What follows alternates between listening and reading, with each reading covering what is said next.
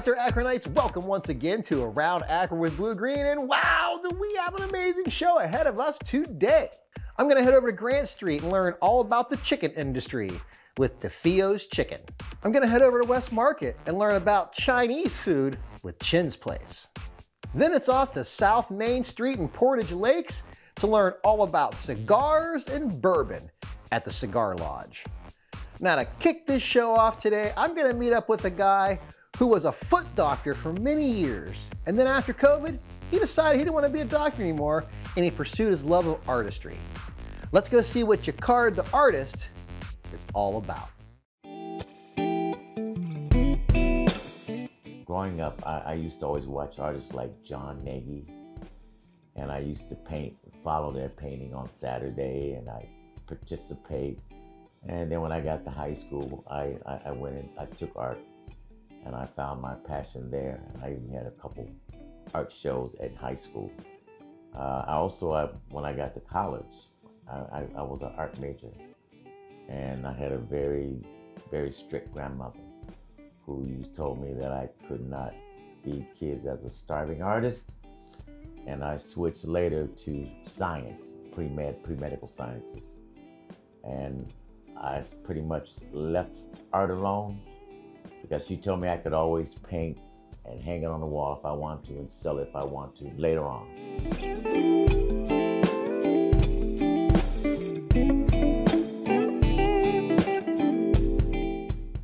My oldest son, who was a pilot in the Air Force, called me one day and asked me to come down and watch his dog. He had just moved into a house, and he had a dog, and he didn't want to put him in a kennel because he was going to be deployed for like 7-8 months. So, Papa to the rescue. I came down and spent that time watching him. And in the meantime, because I got bored, I went and bought some art supplies. And I started painting. And I painted the whole time that he was being deployed. And when he got back, I was going to throw all the paintings away. And he told me, don't do that. Never throw anything away. So everything that I wanted to throw away, he kept. And he went and put it all in frames. To my surprise, they looked so good, I almost wanted them back. But I let him keep them, and he has those original paintings that I started. And that's what kind of got me started back painting again. Since then, I've been painting ever since.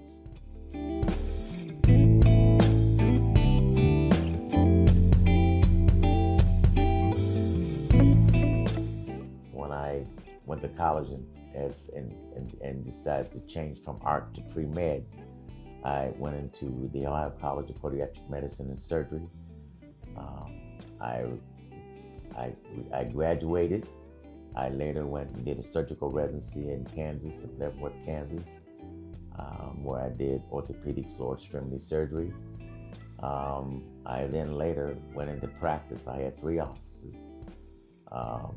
And I got married and had a couple kids. And recently, because of COVID, I decided that I didn't want to be involved in medicine anymore. I wanted to do something else. I wanted to follow my passion. And that's when I decided, oh, it's time for me to pull up my art and start again.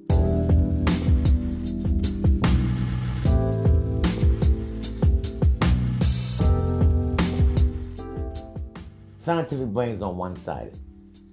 Artistic brain's on the other side. It was I guess when I was in medical school, I used to, even in college, I would draw tests out. Like in embryology, I used my art skills. So I drew the test out, what the different stages, the embryonic stages that they developed. So it was I always used my art skills in medicine, kind of.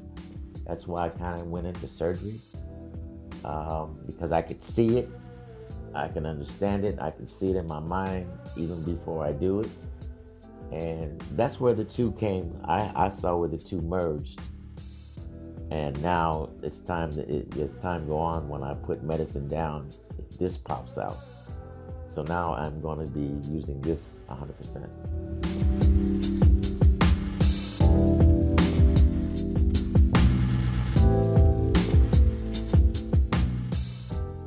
Everything happens for a reason, and I think that one helps the other to move me forward. Maybe my studying of anatomy really helps me with people. I think I'm where I'm supposed to be as a result of combining. It's like in the Bible, Luke was a physician. That book of Luke, he was a physician, so he writes from a physician's perspective. I think God uses those things, uses you and your talent that he's given you for his purposes. And maybe this is it was me that thought I could not do caricatures or people. I shied away from it. But when I did, all of a sudden, this is what I get. And I'm looking at, wow, why was I holding back so long? Why did I think? Because in my mind, I thought that I couldn't. But yet, I had developed all of this understanding that gave me this, that people look like they do. People, and this is my first effort. And I'm shocked. I'll just paint. And my grandmother say, if you don't sell it, put it on your wall.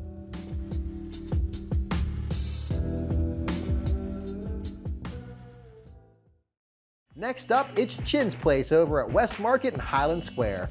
We're going to learn all about their story and Chinese cuisine. Let's go see what Chin's Place is all about. Well, we're immigrants from, my great-great-grandfather came to the United States for the gold mines. My family came to the United States as chefs for this history. They came in the 1800s for the gold mines. Back then, it was my grandfather's father and his grandfather, 1850s, and they worked there until they were a senior. Back then, they couldn't bring their wives and children, so they sent money home. But the thing is, you really couldn't stay because you weren't accepted. It was an anti-Chinese Exclusion Act that prevented that. So when they retired and went back home, well, there was another opportunity to come to the United States. And so my great-grandfather sent his grandkids and his siblings sent their kids to culinary school. And they went to culinary school in Hong Kong. And when the call says we're looking for chefs, my grandfather ended in Akron, his cousins ended up in Chicago with their licenses. And so it was like a work passport, but you couldn't bring your wives, you couldn't bring your children. So same thing happened from the 1800s to the 50s. You could come work, but you couldn't stay. In 1800s, you couldn't even own land or marry in the United States. So the money gets sent back abroad to take care of your children. But then 30 years later, my dad, my mom were married and they had kids. My dad was 9 when his father came to work in the United States as a chef. But when we got our papers to come, immigrants, through the natural process, it was 30 years. I was 6.5 when we got the paperwork. My mom and dad just built a home 2 years prior. But, here was our opportunity to come to the United States, see snowflakes, participate in the modern world, because we came from a tiny little village on the base of a mountain in Taishan, China, which is in Canton, China. It's about an hour away from the South China Sea.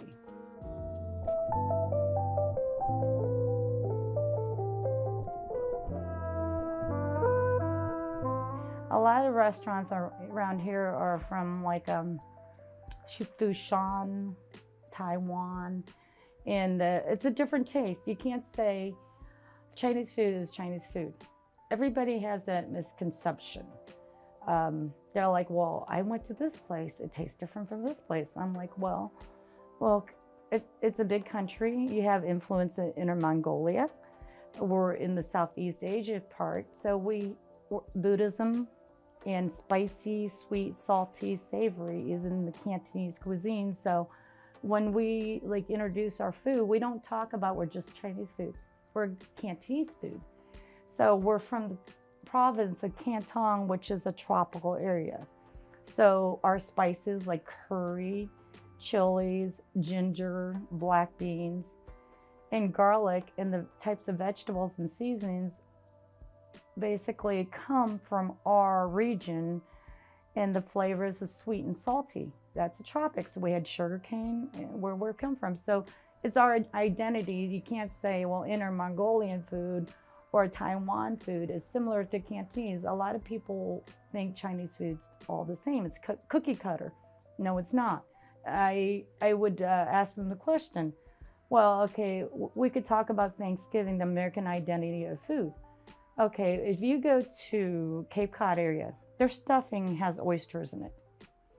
In Ohio, we're looking about, traditional stuffing, the celery, the onions, and the plain stuffing. Then you go down south, you got cornbread stuffing, or even down to the ribs. So can American food be cookie cutter? No. Down to ribs, you got gooey, saucy ribs, you got dry rub, you got vinegary ribs. I mean, it's different.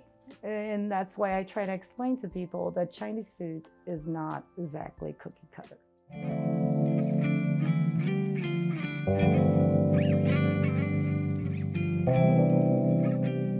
My parents had no credit. So we were intimidated by banks and credit cards.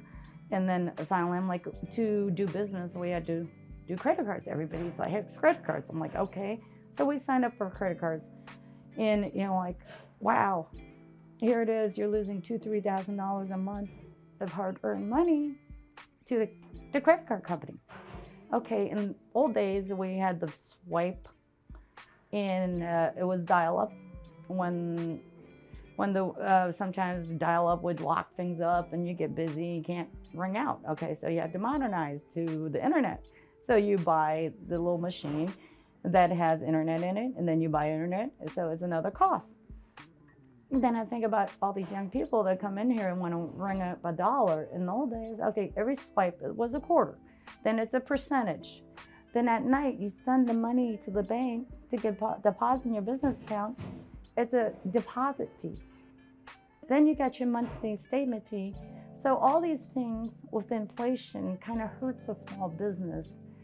And it's especially with inflation, cost of doing business, and higher wages, then taxes going up, insurance going up. It kind of really hurts the little guy. And in the past, I noticed some neighbors, it's like, we have small business day. Pay cash. It really does help. I mean, leave it to the big corporations use your credit cards, but the small guy can't absorb it. That's why there's minimum fees. And don't feel like, a little animosity to the small business because it hurts them. And a lot of people don't realize, you get the statement and you're like, oh, they just took $3,000 or $4,000 from me. I'm like, I could have done this with it. I could have painted this, or I could have fixed a broken piece of equipment, or I could have paid some $2 more to hire somebody to defray some of the hard work we're doing,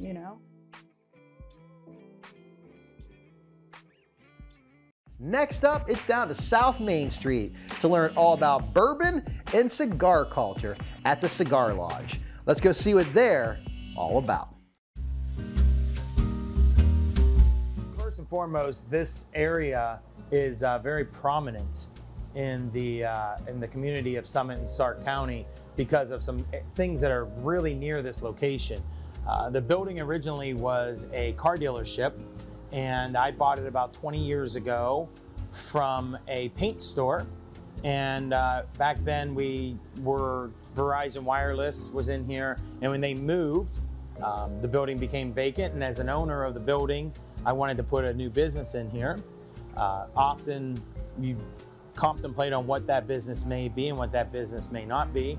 And I knew that something special was in the bourbon and the cigar world. The clientele, the people, it's a very not high-paced, high-fast type of an industry, but it's something that is very dignified, classy, and something that I'd want to do on an ongoing basis. So when I was in Las Vegas at Caesar's Palace, I went in and I saw a cigar bar, And it was very classy and fun, and it was something that I could see doing all the way through retirement.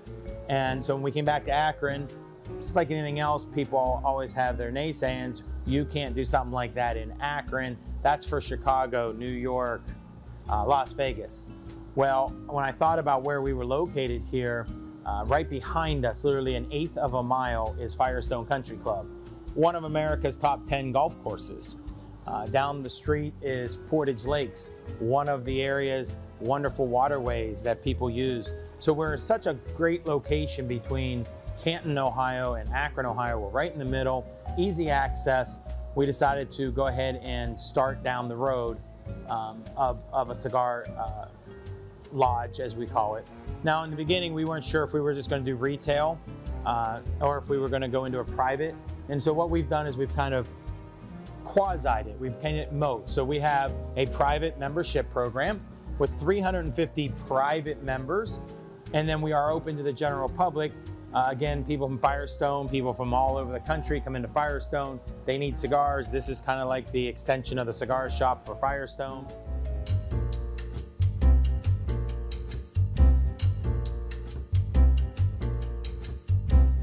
When you're a member, the nice thing is that there's so many more perks that go with it. It's not a tremendous amount of money to become a member. What it does is it offers and allows for a revenue stream for those areas of the place that want higher luxury items, just like first class on an airplane, or just like the upper rooms in a hotel. They're kind of the suites. So in our membership program, they give us $50 at the beginning of the month. Our job's to kind of try to give them the money back, because I have learned a long time ago, the closer I get my members to free, the longer they stay. How do I do that? I let them buy my cigars at wholesale. They get 20% off, kind of helping them get a refund, giving them a dividend back on their investment of the $50 a month. And they get a locker. The locker is humidified, just like anything else. You can't buy bulk in the form of a cow if you don't have a freezer to put it in.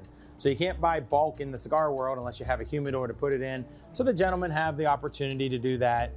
It's nice because some people use it for morning time, where they come get a cup of coffee, do their paperwork for office work. They might have a cigar. Some people do, some people don't. We've morphed into so much more than just a cigar shop. Some people use us as a $50 a month for an office. I mean, some guys don't smoke cigars. They use it as, for $50, I get a locker that I can put my stuff in, and I can get in here and I can do internet and stuff like that. As one guy said, it's way cheaper than going to Starbucks. But if you'll see around the facility, it makes you feel like you're in a high-end resort type of a feeling, and it's your office for the day. Our members, a lot of the cigar world likes golf. Well, boy, what can you do in the wintertime? Instead of going and paying $50 an hour at these golf simulator places, you become a member. And you come in and you can use my golf simulator unlimitedly. And it's a place for you to bring your guests, because that's what makes us successful. Not the 350 members. They get their money back through the discounts. What makes us successful is that those 350 members are out in the marketplace and they're bringing their guests to be entertained. So when they bring their guests here, and the quality and the high luxury that we offer them, they feel good that they're bringing their guests to a great place, and their guests are gonna feel wonderful, and then they're gonna buy product from us. And so I kind of like to think of my members as a business partner.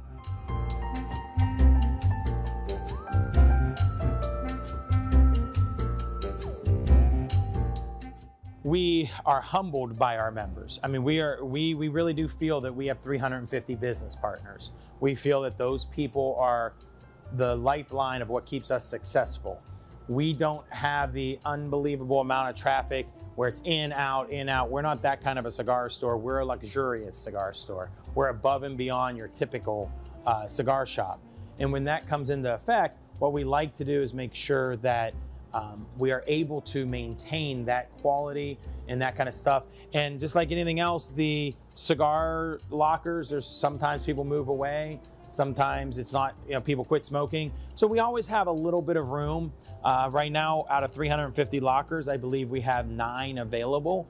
And so we're always looking for new members. And, we never thought we'd be honored enough to have that many. But if you're looking for somewhere to be part of, you want to be somewhere where you can come have a cigar in the middle of a snowstorm, hit 20 golf balls, shoot around a pool, and pretty much be a free system because you'll get your $50 back through discounts, come on down. We'd love to have you be part of this team. That's exactly what we are. It's 350 of the greatest people, and it's just people that want to be around you and you be around them. Now to wrap this show up today, we're gonna go down to Grant Street to DeFio's Chicken. They've been serving chicken to Akron for well over 100 years. Let's go see what DeFio's is all about. Back in the early 20s, there were chicken, people did that it was a common practice. So it wasn't hard to believe that there'd be 5, 6, 7 chicken places on the same street, you know. So everybody produced chickens and sold them. So my grandfather was no different. You know, they sold chickens. They had a farm, not a farm, but a backyard where they probably raised some so they could sell them, and they sold them on the street. We had a picture of all the different size, and they had, you know, 15 cents a pound, or they sold them by the pound. Some people would just buy the chicken, take it home, and do it themselves.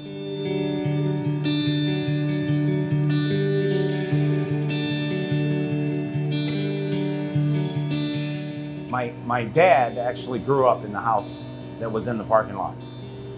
So it was he was born there, and he spent his whole life in this 50-foot area. They built this building in the 50s. Up until then, it was run out of the house. They lived upstairs, and they had like a small storefront, and they sold the chickens onto the street to the people that come by. And there were other chicken places around, but somehow we were able to survive.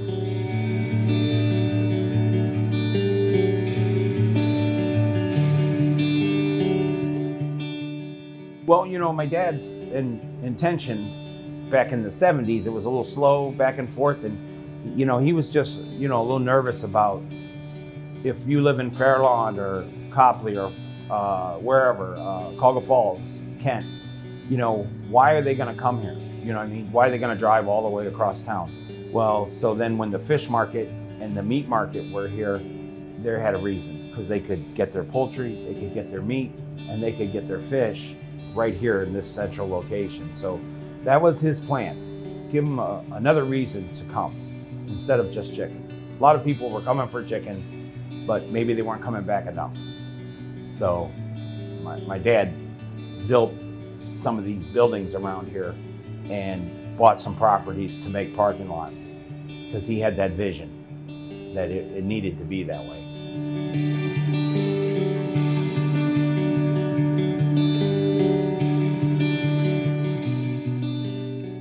It's mostly family. We do have a couple other workers, but me, my wife, and a lot of our kids. Some of our kids have other jobs. They come when they're not working at their other job, but it's mostly family. And my brother John helps us. He's still here as a worker also.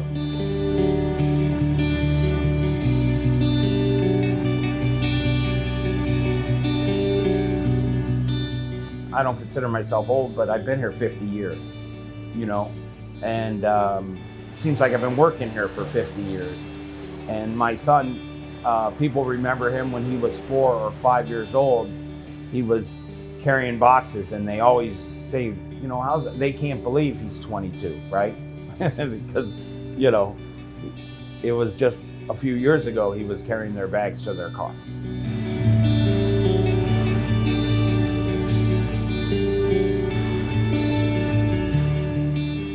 We're just trying to recover from COVID, and the one thing about our stories is, you know, we're DeFio's, but we're not the story. It's the people's story. My dad, he wanted it that way. The people felt like this was their store.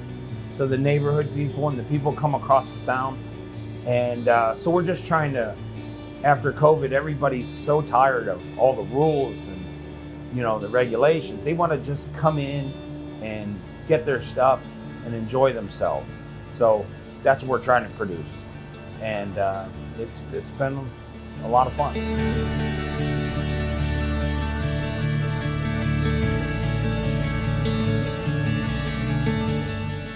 Well, the future is a good question. I want it to stay the same. I want to, expand a little bit on what we're doing, but to always give the service and the quality, and I think if you do that, people will give you a break on some of the other stuff that maybe you can't keep up with the Joneses. But, they want to come here and they want it to be the same, and remember when they took away the windows downtown at the holidays, how many kids said, can we go see the windows? And they said, well, they're not there anymore. It's a part of you is taken away, and I don't want that to happen, because it's definitely like a reunion for some people to see their friends, family members in the store at the same time they're doing their shopping. So that's the future, is keeping true to the past.